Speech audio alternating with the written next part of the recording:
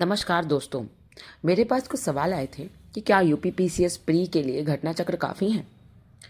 इन सब के जवाब देना, जो भी क्वेश्चन स्क्रीन पर दिख रहे हैं आपको, क्यों लेंदी पेपर परेशान कर रहा है बच्चों को, और पीवाईक्यू पढ़ने के बाद भी क्यों गलतियां होती हैं, इन आंसर राइटिंग प्रैक्टिस कैसे करनी है, इन सब पे आज कुछ बात करते हैं, कुछ चर्चा इस सब विषय पे हो जाए। और आपके जो भी क्वेश्चन इससे रिलेटेड हों, आप मुझे कमेंट सेक्शन में बताना, मैं आंसर करने की पूरी पूरी कोशिश करूंगी। सबसे पहला सवाल है, क्या यूपीपीसीएस प्री के लिए घटना चक्र काफ़ी है?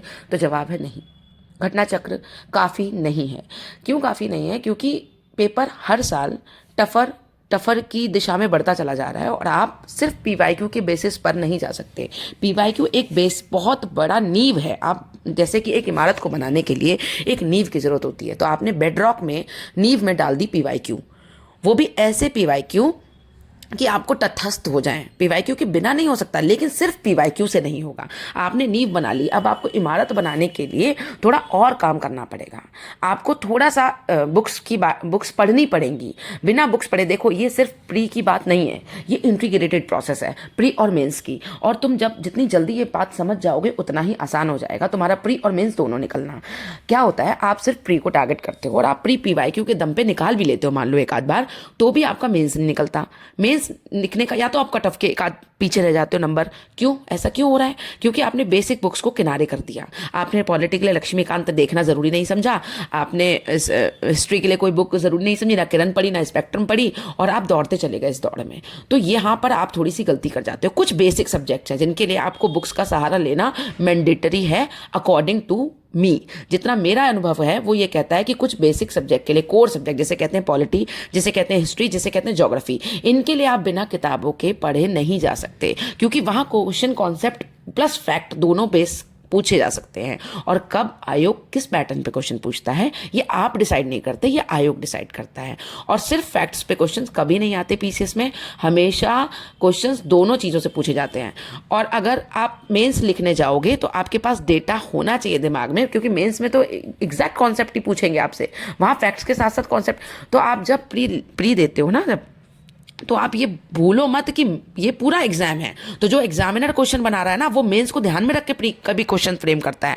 आप कभी देखना, आपने पीवाईक्यू एनालिसिस करना मेंस के उठाकर, तो देखना कि गवर्नर पे ज्यादा क्वेश्चन मेंस में भी आ रहा है, ज्यादा क्वेश्चन प्री में भी आ रहा है, प्रेसिडेंट पे ज्यादा क्वेश्चन मेंस में आ रहा है, ज्यादा क्वेश्चन प्री में आ रहा है। और कभी कभी तो जो स्टेटमेंट, जो आंसर राइटिंग में आप स्टेटमेंट्स यूज करोगे ना, वही स्टेटमेंट प्री की होंगी चार, जिसमें से आपको पता जैसे कुछ चीज़ें आप जब कंपेयर करोगे ना दोनों एग्जामिनेशंस के, मेंस और प्री के पेपर्स, तब आपको खुद ही समझ में आ जाएगा कि दिस इज नॉट द तैयारी कि जिसमें आप आधी चीज़ें छाट के सिर्फ घटना चक्र से प्रिपेयर कर लो। हाँ, अब पूछो कि घटना चक्र के बिना हो जाएगा, नहीं होगा।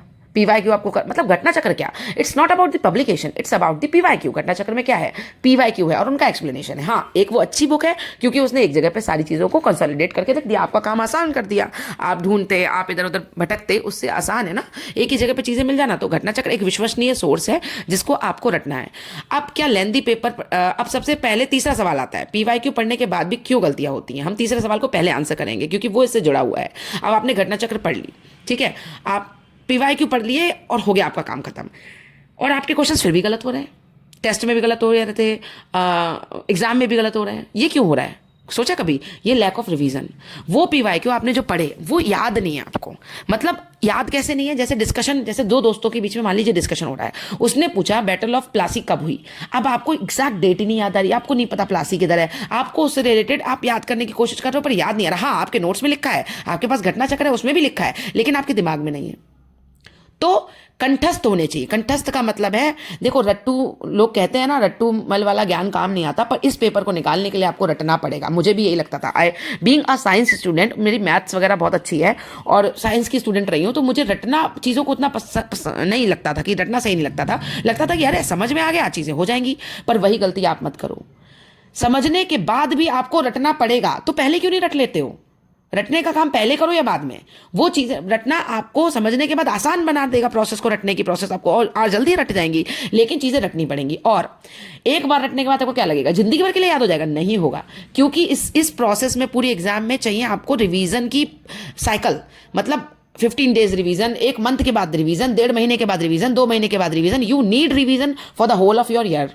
पूरे साल आपको रिवाइज करना पड़ेगा चीज़ें, तब आपको एग्जाम टाइम में एक बोझ नहीं लगेगा। आपको एग्जाम से पहले 2 महीने पहले कुछ नहीं याद होता। एग्जाम से 2 महीने पहले इतना बर्डन दिमाग में लग रहा होता है, इतना प्रेशर होता है हमारे दिमाग में कि हमको लगता है कि जो रिवाइज करी हुई चीज़ है वो भी हम भूल रहे हैं। ठीक है, तो सबसे पहले तो आपने क्या करना है, आपने पीवाईक्यू के घटना चक्र या किसी भी पब्लिकेशन, यूथ या कहीं से भी आपने जो पढ़े हैं, वन लाइनर नहीं, आपको क्वेश्चन फॉर्म में ही पीवाईक्यू करने चाहिए। वन लाइनर फैक्ट के पीछे मत भागो। क्वेश्चन फॉर्म में आपने पीवाईक्यू कर लिया, आप पीवाईक्यू का रट्टा मार लो।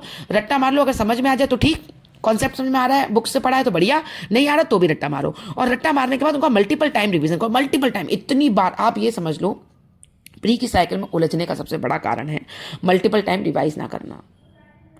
ठीक है, रिवीजन जब आपका हो जाएगा तो आपका कोई सोते हुए भी आपसे पूछ लेना कि ये बैटल ऑफ प्लासी कब हुई, ये बाबर की बैटल्स कब हुई, हिस्ट्री तो आप समझ सकते हो ना कि बिना रट्टे काम चलने वाला ही नहीं है। ठीक है, तो ये सारे टिप्स पे होने चाहिए आपके। बाजीराव वाला जो सिचुएशन, अब बताओ वो जो क्वेश्चन आया था जिसमें हमें क्रोनोलॉजिकल लगाना था पेशवास को, number of times, an number of time it has been asked, कितनी बार पूछा गया वो क्वेश्चन है, लेकिन फिर भी गलत हुआ। क्यों? मेरा गलत हुआ यार, मतलब मैंने तो वो क्वेश्चन शायद सजा के दीवार पे लगा रखा है कि ये गलत नहीं होना चाहिए, लेकिन एक क्वेश्चन, एक ऑप्शन मेरा इधर उधर हुआ और एक ऑप्शन मुझे याद नहीं आया और वो क्वेश्चन मैं गलत कराई। इसे क्या कहोगे? इसे इजी मिस्टेक कहोगे? इसे सिली मिस्टेक कहोगे? नहीं, इसे कहोगे सुसाइड।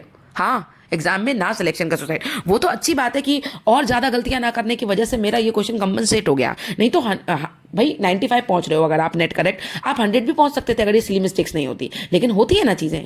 गया ना एक क्वेश्चन, एक नेगेटिव गया प्लस एक सही क्वेश्चन में भी मार्क्स कम हो गए। तो पूरी आप प्रक्रिया को समझिए, आपने रटना है और रटना ऐसे है कि आपके सामने वो सवाल आता है तो आपने गलत नहीं करना है, यही समझ लीजिए। क्योंकि जो बच्चा सिलेक्शन की तरफ बढ़ रहा है अपने कदम लेकर, वो आपकी जैसी गलती नहीं कर रहा है।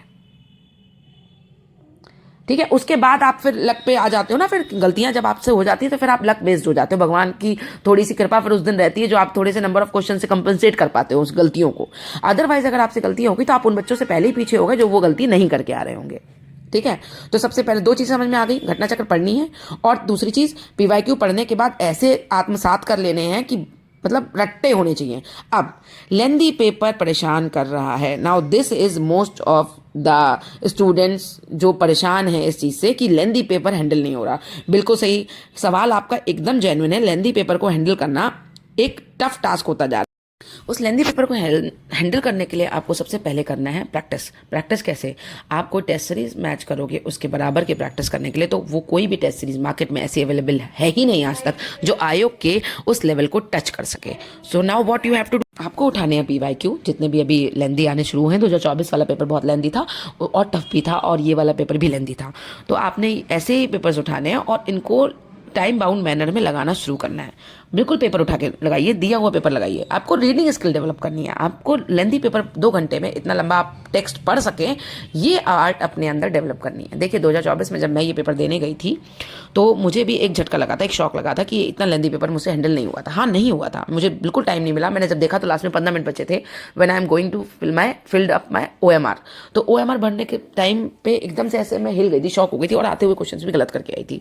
उस टाइम पीरियड में पेपर मैनेज करना एक बहुत बड़ा टास्क होता है, और वही दिन डिसाइड करता है you are going to be select और नॉट। पूरे साल की प्रिपरेशन आपकी उस दिन पे भी डिपेंड करती है। मैं कभी नहीं कहती कि पूरे साल पढ़ा और वो दिन खराब चला गया तो आपका पेपर अच्छा हो जाएगा, नहीं होगा, क्योंकि वो दिन भी उतना ही मायने रखता है how you are handling your paper.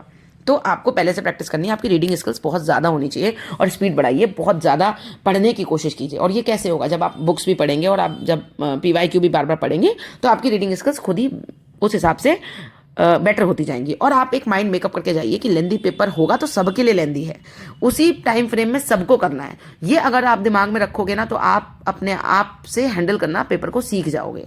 ये आपके लिए लेंदी नहीं है, आपके लिए टफ नहीं है, आपके लिए आसान नहीं है। जो पेपर आया है वो सबके लिए आया है, ठीक है?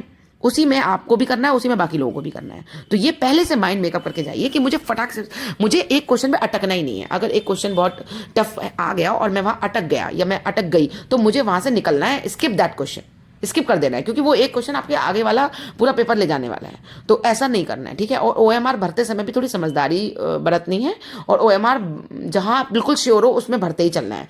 ऐसा क्या होता है ना, इससे OMR में भी गलती होने के चांसेस थोड़े से आपको अवॉइड करने हैं। OMR वाली जो गलतियां हैं वो भी आप चाहे बाद में भरिए और चाहे साथ साथ भरिए, गलतियां नहीं करनी है आपने ये नहीं करना 36 नंबर के क्वेश्चन का आंसर 31 में भर दिया, 5 में भर दिया, ऐसी गलतियां नहीं करनी है आपने। तो ये तो हो गया आपका लेंदी पेपर। लेंदी पेपर का वही एक समाधान है कि आपको प्रैक्टिस रीडिंग की बहुत सारी करनी है। अब आता है आंसर राइटिंग के बारे में। आंसर राइटिंग प्रैक्टिस कैसे की जाए? तो कुछ लोग कह रहे थे कि ग्रुप में मैम आंसर राइटिंग प्रैक्टिस करा दीजिए। तो मैंने एक ग्रुप बनाया हुआ है टेलीग्राम पर, आप सब उसे ज्वाइन कर सकते हैं। हाँ, और एक अच्छी एक पहल हो सकती है, आप ये बिना सोचे, देखिए मेरे ग्रुप में एक चीज़ तो आपको बिल्कुल जेन्युइनली मिलेगी कि बिना ये डरे कि आपने अच्छा लिखा है आपने बुरा लिखा है, आप अपने आंसर्स वहाँ डाल सकते हो, आप अपने आंसर्स वहाँ पोस्ट कर सकते हो। मैं डेली 2 क्वेश्चन आपको दूंगी, वो पीवाईक्यू के क्वेश्चन होंगे। मैं कोई क्वेश्चन अपने मन से नहीं बनाऊंगी, कोई इंटेलिजेंसी दिखाने की जरूरत नहीं है, कोई मैं पीवाईक्यू के क्वेश्चन दूंगी या फिर टेस्ट सीरीज में ध्येय की टेस्ट सीरीज मेरे पास मेंस की है, उनसे रिलेटेड क्वेश्चंस में जो पूछे गए हैं अच्छे क्वेश्चंस होते हैं उनके, वो मैं दे दिया करूंगी। आपने उससे रिलेटेड आंसर डालने हैं, चाहे आप देख के लिखिए, चाहे आप कंटेंट को नोट से लिखिए, चाहे आप अपने मन से लिखिए, जैसा आ रहा है वैसा लिखिए, जैसा आपको ठीक लगता है वैसा लिख के आप वहाँ पोस्ट कीजिए। मैं आंसर इवेल्युएट नहीं करूंगी, लेकिन हाँ आपस में एक दूसरे का आंसर आप देख कर पता लगा सकते हो कि किस बच्चे ने कितना अच्छा लिखा, और आपको पता चलेगा कि हाँ आप कहाँ लैग कर रहे हो, और खुद की कमियां खुद ही एनालिसिस करके आपको आगे बढ़ना है। Answer writing evaluation is the सबसे बेकार प्रोग्राम जो आप लोग कहीं ज्वाइन करते हो, ठीक है। वो भी हम ही जैसे मेंस लिखे बच्चे होते हैं, कोई इंटरव्यू दिया बच्चा है, कोई मेंस लिखा बच्चा है, कोई इंटरव्यू तक पहुंचा बच्चा है, और वही क्या करते हैं, चेक कर रहे होते हैं आंसर्स को। मल्टीपल जीएस की क्वेश्चंस आते हैं और सबको पता है कि कैसे चेकिंग होती है। तो आपने खुद से भी तो आप खुद भी तो चेक कर सकते हो किसी का आंसर। अच्छा ये बताओ, 2 आंसर्स लिखे हुए हैं, एक अपना आपने देखा और एक आपने सामने वाले का आंसर देखा, उसमें आपको बहुत सारे पॉइंट्स ऐसे मिल गए जो आपने कवर ही नहीं किए। इतनी नॉलेज तो होगी ना, प्रीत तक पहुंचे हो कि हाँ इस टॉपिक से रिलेटेड कौन से पॉइंट उसने अच्छे लिखे हैं, तो खुद से इवैल्यूएट करके अपने पॉइंट को अपडेट नहीं कर सकते, अपने आंसर को अपडेट नहीं कर सकते। और फिर आंसर राइटिंग प्रैक्टिस आपकी कैसे काम आने वाली है? देखिए आपने आंसर अपना अपडेट किया, अब अपडेट करके छोड़ दिया, तब तो आप गए काम से। उसको तो आप मतलब आपने पढ़ा दूसरे का आंसर और आपने अपडेट कुछ नहीं किया, अपने आंसर को भूल गए, तब तो कोई मतलब नहीं है। हाँ अगर आपने अपने आंसर में सुधार खुद से किया, रेड पेन ले लो, रेड पेन से अपने आंसर में जो जो पॉइंट्स आपने नहीं लिखे और दूसरे के में आपको मिल गए हैं, उससे लिख के अपने आंसर को एक मॉडल आंसर की तरह अपना खुद का आंसर तैयार करो, और फिर बाद में एंड टाइम पे उसका रिवीजन करना, चलते रिवीजन करते करते चलते काम आपका और स्ट्रांग होती जाएगी वो राइटिंग स्किल प्रैक्टिस। तो ऐसे राइटिंग जो आंसर राइटिंग की जो प्रैक्टिस है वो एक दिन में नहीं आती, ये एक सतत चलने वाली प्रक्रिया है जो धीरे धीरे डेवलप होती है। ये ऐसी आर्ट है जो दूसरों को देखकर, अपना देखकर, टॉपर्स कॉपी पढ़कर धीरे धीरे डेवलप होती है। जैसे मैंने डेवलप की ऐसे आप भी डेवलप कीजिए अपने अंदर, और मुझे जिस दिन भी मौका मिलेगा मैं अपनी आंसर राइटिंग लिखी हुई कॉपीज वहाँ पे शेयर कर दूंगी, या आपकी पीडीएफ जो मुझे पढ़ने का मौका मिलेगा जिसका आंसर अच्छा होगा मैं वो भी पढ़ के बता दूंगी, अगर मुझे इतना मतलब समय मिल गया अपनी तैयारी के दौरान। हाँ आप, और ये 2 क्वेश्चन मैं डेली डालूंगी, मतलब एक भी गैप नहीं होगा, आपको क्वेश्चंस डेली मिला करेंगे, आप वहां पर अपनी प्रैक्टिस को अच्छे से दूसरों बच्चों से कंपेयर करके कर सकते हो। तो join that Telegram group for answer writing and for mains for the material, जो भी मुझे ठीक लगता है अपनी तैयारी के दौरान मैं वहाँ पे नॉलेज आपसे शेयर करूंगी। अभी नया ही बनाया है, अभी कोई ज़्यादा बच्चे नहीं हैं, अभी आप लोगों में से जिसको भी ज़रूरत हो वो वहाँ पे जुड़ सकता है मुझसे, और अपने डाउट्स और जितने भी डाउट हैं डिस्कशन है बिना झिझक के पूछो यार, बिना झिझक के।